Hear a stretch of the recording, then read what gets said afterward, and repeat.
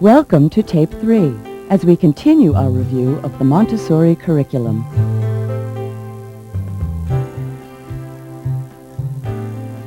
One of the primary goals for the language curriculum is to help the child to be able to communicate their thoughts effectively, so that there are many activities that take place in a Montessori classroom where the children have the opportunity to be able to stand up in front of a group and to express their thoughts or a special story that they might want to share with their peers.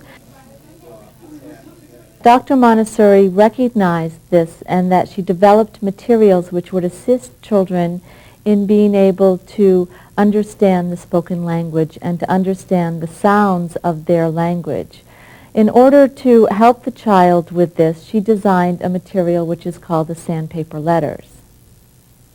This material is comprised of the individual letters of the alphabet, which are outlined in sandpaper, so that she designed these materials in a very tactile fashion so that the child could feel the shape of the letter as they were being told the sound of the letter.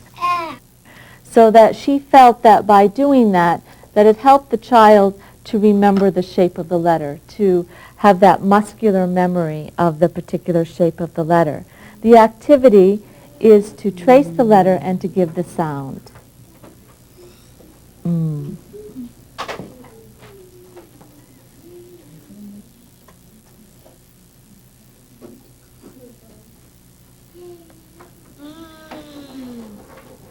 The material is generally introduced 3 at a time. The teacher is very careful that she gives the pure and clear sound of each letter.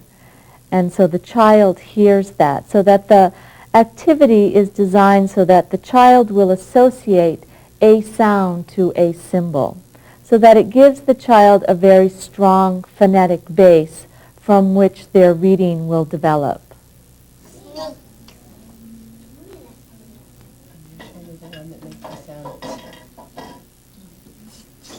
Presentation that is commonly presented to children in a Montessori classroom throughout the entire curriculum is referred to as the 3-period lesson, and that there are 3 stages to the presentation.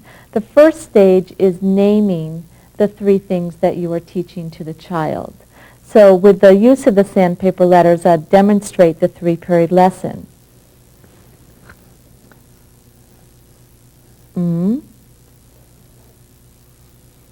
A, K. The second stage of the 3-period lesson is to ask for the information back from the child, and that you begin with the last thing that you presented because it's freshest in the child's memory.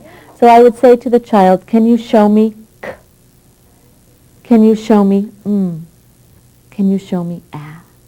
And then we would continue playing this game. It's a very light and lively game that the children really enjoy playing. And we would continue with the second stage, which is considered the show me stage. Show me K, show me show me A.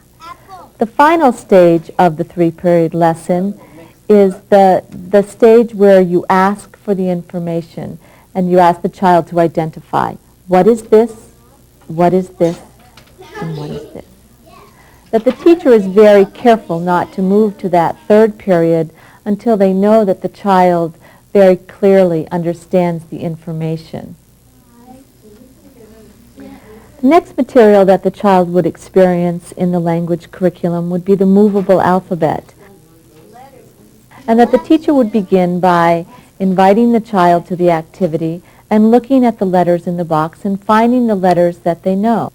From there, the teacher would begin dictating words to the child, very simple phonetic words that the child knows the sounds for.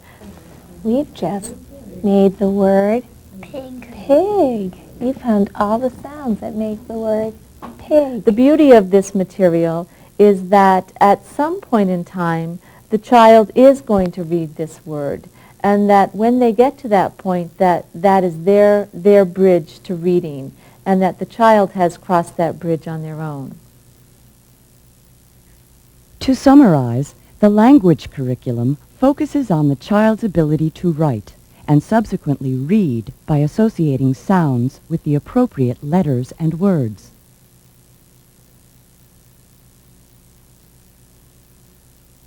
The math curriculum is a very extensive area of a Montessori classroom, and that children that are in a 3 to 6 classroom experience a wide variety of materials that extends into their elementary years, so that children begin first with learning their numbers 1 through 10 and doing a variety of counting activities where they're counting objects and manipulating materials and then attaching a symbol to those quantities. This is 1 unit. Can you say 1 unit? 1 unit. 1 unit. Okay. Dr. Montessori broke her math materials down into introducing children to quantities and then to the symbols of those quantities and then associating the symbol to the quantity. 100. This is how we write 100. And 1,000. This is how we write 1,000. 1,000. 1000. That's right. A series of materials that are used in a Montessori classroom are called the golden bead materials. It's an introduction to the decimal system, so that a child that is working with the decimal system would begin by being introduced to the individual quantities. This is 110. Let's see how many units make 110. Can you count with me? 1, 2. This material gives a very visual impression of the quantities in that the unit is very small and the 1,000 is very large, so that the child really has that as a foundation for their future work in the math area.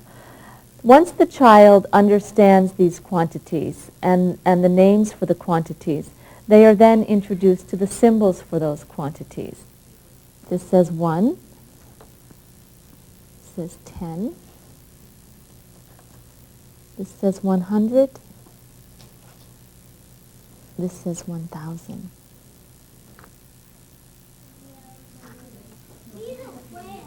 This is how we write 110.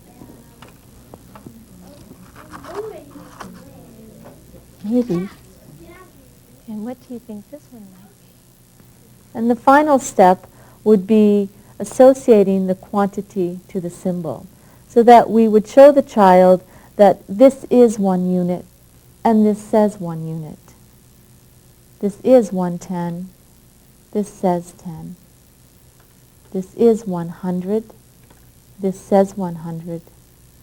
This is 1,000. And this says 1,000.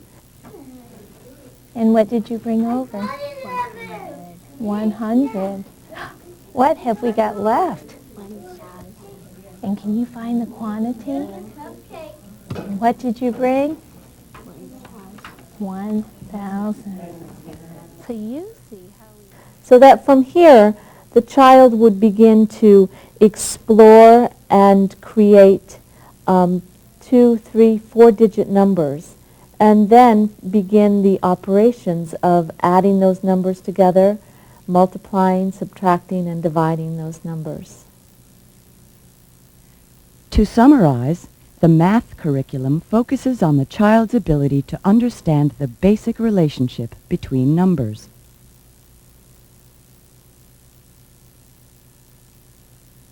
The last area that we'll look at is the cultural studies curriculum. The cultural studies curriculum is a very extensive curriculum that encompasses the study of geography and history and botany and zoology and sciences. And that Dr. Montessori developed each of those areas with didactic materials and also with a framework that each individual teacher can then expound upon and build upon. She designed materials in the area of geography where the children are learning about the world, the continents within the world, and more importantly, they're really looking at the cultures of the world and exposing children to the diversity that exists in the world and also the customs and traditions of other people in the world.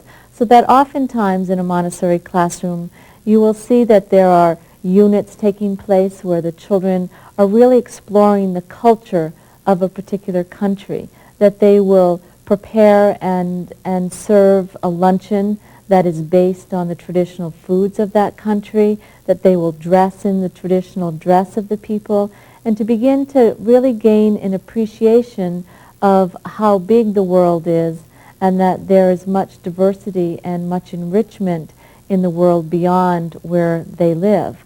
So that is an area that she placed a lot of importance on in terms of exposing children to, and that she did design a lot of geographical maps that the children do. They're called puzzle maps, and that to the child, to the young child, they are in fact a puzzle. But that what the child is learning through the use of that material is that they're learning the shapes and the names of the continents of the world, and then from there the child would begin to explore each individual continent of the world, so that she designed individual maps that go with each individual continent. And then as the child gets older, they will explore many more geographical land formations and the oceans and the seas. An island is a body of land surrounded by water.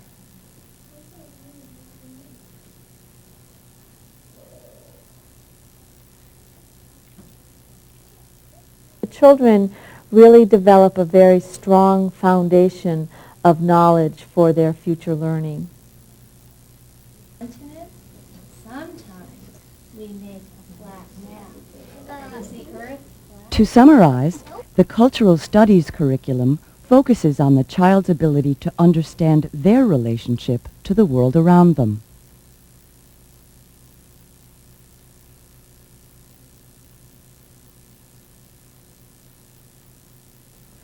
I think we can recognize from our exploration and discussion of the Montessori curriculum that it provides a very strong and rich foundation of academic learning for a child, and that we see that as a jumping off point for children, so that when they transition and move into other educational settings, they will always be able to carry with them the foundation that has been established for them from a Montessori education. This concludes our review of the Montessori curriculum. Thank you for being part of the Montessori Method educational video series focusing on the absorbent mind.